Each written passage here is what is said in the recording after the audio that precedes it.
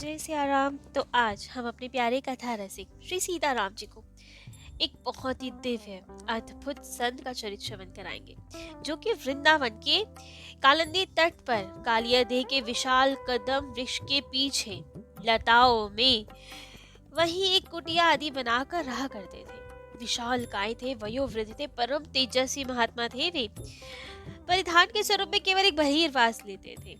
गले में तुलसी जी की कंठी, हाथ में जप माला। गौर वर्ण था, अद्भुत कांति निकलती थी उनके शरीर से। हर समय जो श्री कृष्ण जी की लीला ध्यान में डूबे रहते थे। तो ऐसे संत, उनका नाम है श्री जगदीश दास बाबा जी। पूर्व आश्रम में जगदीश दास बाबा जी बड़े डॉक्टर थे। वर्धमान में कुलीन ब्राह्मण वंश में उत्पन्न हुए थे। आप कालना में प्रैक्टिस किया करते थे, लेकिन कुछ समय बाद उनका मन संसार से हटता चला गया। हृदय में भक्ति का जागरण होने लगा। तो कालना के ही स्थित श्री भगवान दास बाबा जी महाराज से उन्होंने दीक्षा ग्रहण कर ली और 50 वर्ष की अवस्था में संसार का त्याग कर वृंदावन की ओर चल दिए। वृंदावन में पहले तो श्री मदन मोहन जी के पुराने मंदिर में रह के ही भजन किया करते थे। कुछ दिन बाद कालिये देह के पास एक छोटी सी कुटिया बना के रहने लगे। श्री जगदीश दास बाबा जी बड़े वैराग्य से रहते थे। मधुकरी द्वारा ही जीवन निर्वाह करते थे। नमक नहीं खाते थे। हर समय भजनावेश में रहते थे और उनके भजनावेश में किसी प्रकार का व्यवधान न हो, इसलिए सबसे थोड़ा दूर ही रहते थे। अकेले जीवन व्यतीत करते थे। नापित कार्य अर्थात बाल कटवाने आदि इस सब के लिए भी कहीं बाहर नहीं जाते थे। अपने पास एक कैंची रखते थे और जैसे उन्हें आवश्यकता महसूस होती थी, सिर के दाढ़ी के बाल स्वयं ही काट दिया करते थे, जिससे इसके लिए भी कहीं बाहर ना जाना पड़े, भजन में व्यवधान ना हो जाए। आपके सिद्ध गुरु श्री भगवान दास जी वैसे तो सबको हरि नाम का ही उपदेश देते थे, हरि नाम जप ही बताते थे, लेकिन आपको अधिकारी जानकर आपको तो रागानुगा भक्ति का उपदेश दिया, जिसके बाद तो आप सदा श्री कृष्ण जी की लीला स्मरण में तल्लीन रहा करते थे। आपको भारी अवस्था का ज्ञान ही नहीं रहता था। कभी कभी तो संध्या का रखा हुआ भोजन सवेरे तक रखा ही रह जाता था, आपको कुछ पता ही नहीं रहता था। आपके पास कोई आए प्रणाम करे तो आप बैठे ही रह जाते थे, आपको पता ही नहीं लगता था कोई आया कोई गया, कुछ ध्यान नहीं रहता था। लेकिन कभी यदि उस समय बाहरी ज्ञान हो जाए तो देखिए कि अरे किसी ने मुझे दंडवत किया और वो चला गया, तो बड़ा दुखी होते थे कि वैष्णव अपराध कर गया।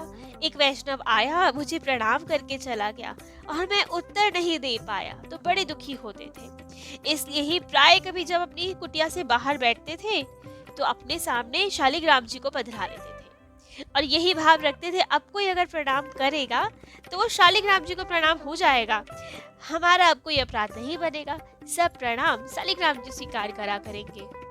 लेकिन एक समय के बाद लीला स्मरण में आपके बाधा उत्पन्न हो ही गई। जाने क्या हुआ, कैसे हुआ, आपको कुछ समझ ही ना आए कि मैं क्या करूं, अब मेरे को लीला क्यों नहीं दर्शन हो रही। बहुत व्याकुल हो गए, जैसे जल के बिना मछली व्याकुल हो तड़पे, वैसे ही तड़पने लगे। तब तो मधुकरी लेने वे श्रृंगार वट में नित्यानंद प्रभु जी की गद्दी पे जाया करते थे। उस समय प्रेमानंद गोस्वामी जी उस गद्दी के अधिपति थे। जब उन्होंने आपके दर्शन किए तो समझ गए और कहा कि क्या हुआ बाबा, आज आपके मुख पे जो जैसा हमेशा तेज होता है, उल्लास होता है, वो नहीं दिख रहा, क्या बात है। तब तो बड़े दुखी होके बाबा ने कहा, प्रभुपाद सब कुछ तो आपके हाथ में ही है, मेरा भाग्य आज मंद पड़ गया है। इतना ही इशारा काफी था उन प्रभुपाद के लिए। समझ गए कि लीला स्फूर्ति नहीं हो रही, ठाकुर जी की लीला दर्शन नहीं हो रही, इसलिए दुखी हैं। तब तो उन्होंने कहा, अच्छा ठीक है, मधुकरी का झोला यहीं रखो और जाओ, जाके सामने रज पे थोड़ा लोट लो। उस समय यमुना जी श्रृंगार वट को घेर कर ही बहती थी, तो जो वृंदावन की परिक्रमा होती थी, भक्त जो परिक्रमा लगाते थे वो श्रृंगार वट के प्रांगण से ही होके जाती थी। तो इसीलिए वहां पे सब भक्तों की चरण धूली पड़ी होती थी। उसी धूली में लोट लगाने के लिए बोला प्रभुपाद ने उन्हें, और बाबा ने तुरंत जाकर वैसे ही किया और भक्तों की चरण रज में लौटने से ही बाबा के हृदय में लीला स्फूर्ति फिर से होने लगी। बहुत प्रसन्न हो गए, अपने स्थान को आ गए। लेकिन ऐसा ही एक बार और हुआ, बहुत सालों के बाद, जब प्रभुपाद अंतर ध्यान हो गए। अब जब फिर से ऐसा हुआ तो बड़े दुखी हुए कि अब मैं क्या करूं, प्रभुपाद भी यहाँ नहीं है, किससे पूछूं कि लीला स्फूर्ति नहीं हो रही है। तभी उस गद्दी पे गए वापस। अब वहाँ प्रातःकाल प्रभुपाद के शिष्य श्री माधवदास बाबा जी बैठे हुए थे, और तब आपको देखते ही समझ गए, पूछने लगे कि आज क्या हुआ, ऐसे असमय आए, मन उदास है, हुआ क्या आपको। तब तो श्री जगदीश दास बाबा ने पूर्व की सब घटना बताई और अब की भी मानसिक स्थिति बताई। कहा, प्रभुपाद तो मेरे दुर्भाग्य से अब अप्रकट हो चुके हैं, तो अब मैं क्या करूं, तुम कृपा करो मुझ पे, उनकी समाधि पर ले चलो मुझे। तब माधवदास बाबा प्रभुपाद की समाधि स्थल पे उन्हें ले गए, और जैसे ही आप वहां गए, अब वहीं की रज में लोटपोट होने लगे, और प्रभुपाद की कृपा से रज का स्पर्श होते ही फिर से लीला स्फूर्ति होने लगी। तब आप अति आनंदित हो गए। जगदीश दास बाबा जी हर समय श्री कृष्ण लीला के समुद्र में तैरा करते थे, खूब आनंद से खेला करते थे। इसी कारण यदि थोड़ी देर के लिए भी वो लीला स्फूर्ति बंद हो जाती थी तो जल से निकली हुई मछली के जैसे आप तड़पा करते थे। उनकी विरह वेदना इतनी असहनीय हो जाती थी कि प्राण संभालना उनके लिए कठिन हो जाता था। तभी ऐसी अवस्था में एक बार तो गौरांग दास बाबा जी से उन्होंने कहा, गौरांग दास बाबा उस समय बहुत छोटी अवस्था के थे, वे भी बहुत सिद्ध संत थे, गोवर्धन जी में रहा करते थे, लेकिन आपसे बार बार मिलने वृंदावन आया करते थे। जगदीश दास बाबा बहुत प्रेम करते थे उनसे, गोपाल कह के बुलाते थे उन्हें। तो ऐसे ही जब कभी स्थिति एक बार हुई तो कहा उन्होंने, गोपाल मेरा एक काम करेगा। अब तो गौरांग दास बाबा जी ने कहा, हाँ आज्ञा कीजिए, क्या मैं करूं आपके लिए, क्या सेवा करूं। तब तो बाबा ने कहा, देख मैं कुएं के पास जा रहा हूँ, वहाँ खड़ा हो जाऊंगा, तू मुझे धक्का दे दे कुएं में, मेरी इस विरह से रक्षा कर, मैं नहीं सह पा रहा ये विरह वेदना। पहली बार था जब गौरांग दास बाबा जी उनकी आज्ञा का पालन नहीं कर पा रहे थे, बहुत दुखी हो रहे थे कि कैसे इन्हें कष्ट से बाहर निकालूं। वे कोशिश करके सदा उनके पास रहा करते थे ऐसी स्थिति में, क्योंकि उन्हें पता था कि विरह दशा इनकी इतनी बढ़ जाती है कि कहीं व्याकुल होके आत्महत्या ही ना कर ले ये। तो इसलिए गौरांग दास बाबा गोवर्धन जी से बीच बीच में वृंदावन आया करते थे, खूब समय बिताते थे, आपकी देख रेख करते थे, खूब सत्संग लाभ उठाते थे आपका। एक समय की बात, जगदीश दास बाबा अपलक नेत्रों से मंद मंद मुस्कुराते हुए दूर किसी दिशा में देख रहे थे। बड़ा मनोरम दृश्य था। तभी आत्म विभोर हो रहे थे और पास से बैठे थे गौरांग दास बाबा जी। वे भी बड़े वैराग्यवान सिद्ध संत थे, उस समय छोटी अवस्था के थे। बाबा की ऐसी अवस्था देख के गौरांग दास जी भी बड़े भाव विभोर हो रहे थे, उनके भी नेत्र छलछला रहे थे, लेकिन समझ नहीं पा रहे थे। कभी वे वृद्ध बाबा को देखते, कभी उस दिशा की ओर देखते जहां बाबा देख रहे हैं, लेकिन समझ नहीं पा रहे थे कुछ।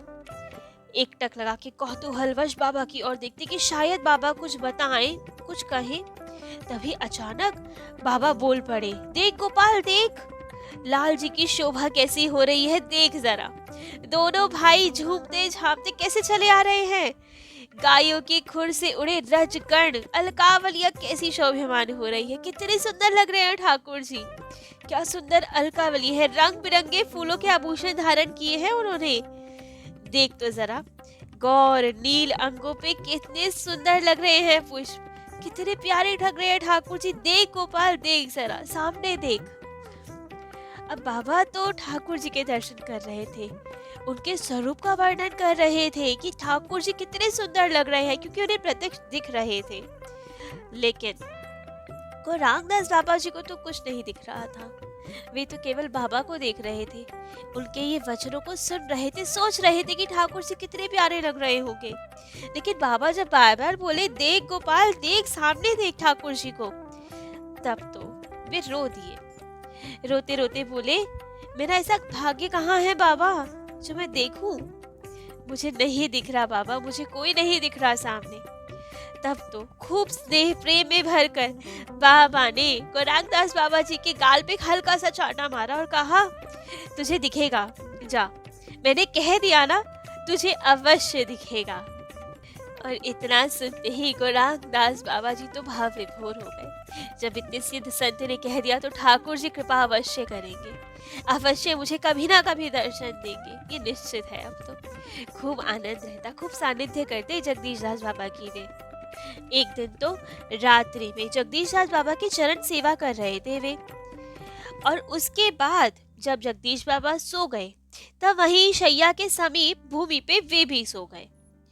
तब उस समय बाबा के हृदय में वात्सल्य का समुद्र उमड़ा और वे उठे और अपने चरण उन्होंने गौरांग दास बाबा की छाती में रख दिए। चरण का स्पर्श पाते ही साक्षात श्री कृष्ण की लीला के दर्शन होने लगे गौरांग दास बाबा को। उसी समय उनके हृदय में सबकी सब लीला स्फुरित होने लगी, नेत्रों से प्रेम अश्रु जल बहने लगा। अब तो खूब प्रसन्न रहते, वे भी सदा लीला में डूबे रहते।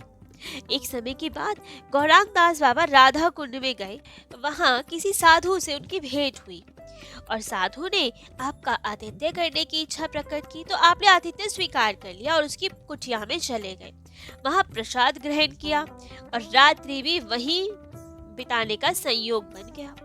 लेकिन बाबा पहचान नहीं पाए, वो साधु तो कुपथगामी था। गौरांग दास बाबा जी को भी कुमार्ग पे ले जाना चाहता था। उसका उद्देश्य ठीक नहीं था। जो कुछ उसने किया, आतिथ्य और रात्रि का वही विश्राम, वो सब की एक योजना ही थी बाबा को गलत मार्ग पे ले जाने की। अब जैसे ही इस सब का आभास गौरांग दास बाबा जी को हुआ, तब तो उन्होंने बहुत डांटा उस साधु को, खूब भर्त्सना की उनकी और तुरंत वहां से बाहर निकल के आ गए।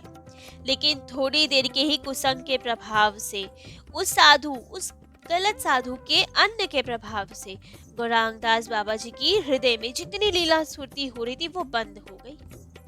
अब तो वही अवस्था हो गई मानो किसी व्यक्ति का सर्वस्व लुट गया हो। वे भी अब बिना जल के जैसे मछली की तड़पने लगे। बहुत रुदन करे, क्या करे, कैसे लीला स्फूर्ति शुरू हो, कुछ समझ ना आए उन्हें। दूसरे ही दिन कड़ी धूप में गिरिराज जी की परिक्रमा को चल दिए। गिरिराज जी से रो रो कर प्रार्थना करे कि कृपा करो, मेरे हृदय में वापस से श्री कृष्ण जी को प्रकट करो, उनकी लीला स्फूर्ति शुरू करो।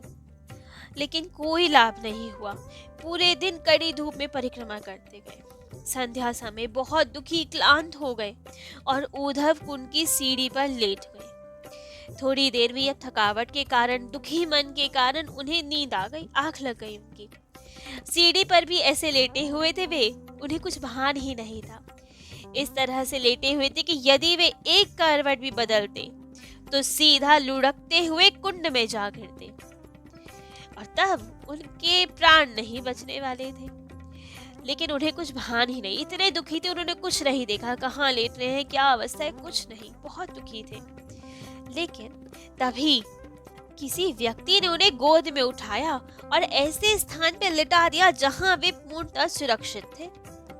लेकिन जब उनकी निद्रा भंग हुई, वे जगे तो बड़े हैरान हुए कि मैं तो कहीं और लेटा था, मैं यहाँ कैसे आ गया, मुझे किसने उठाया, दूसरी जगह लिटाया।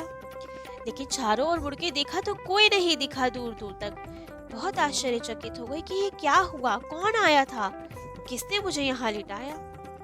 कुछ समझ नहीं आया। लेकिन फिर अब ज्यादा नहीं सोचा। दूसरे दिन आ गए जगदीश दास बाबा के पास। उन्हें देखते ही अब जगदीश दास बाबा बहुत गुस्सा हो गए और डांटते हुए गौरांग दास बाबा से कहे, मूर्ख की तरह जहां तहां सो जाता है, इतना भी ज्ञान नहीं, कहाँ लेटना चाहिए कहाँ नहीं लेटना चाहिए। अब जब ये बात कही तो गौरांग दास बाबा समझ गए कि जरूर ये उद्धव कुंड पे ही जो मैं लेटा था उसकी बात कर रहे हैं। जगदीश दास बाबा ही थे जो वहां आए थे, मुझे गोद में उठा के सुरक्षित स्थान पे लेटाए थे। अब तो उनका हृदय भर आया, नेत्रों से अश्रुजल धार फूट पड़ी। उन्होंने अब समझ लिया कि किसी भी प्रकार से गुरुदेव की छाया शिष्य की कठिन से कठिन परिस्थिति में भी रक्षा करती है। तब तो उनको सब बात बताई कि किस तरह राधा कुंड पे वो साधु मिला, अपने घर ले गया और वहां का अन्न पाने से, उसका कुसंग करने से जो आपकी कृपा आशीर्वाद से लीला स्फूर्ति शुरू हुई थी वो बंद हो गई।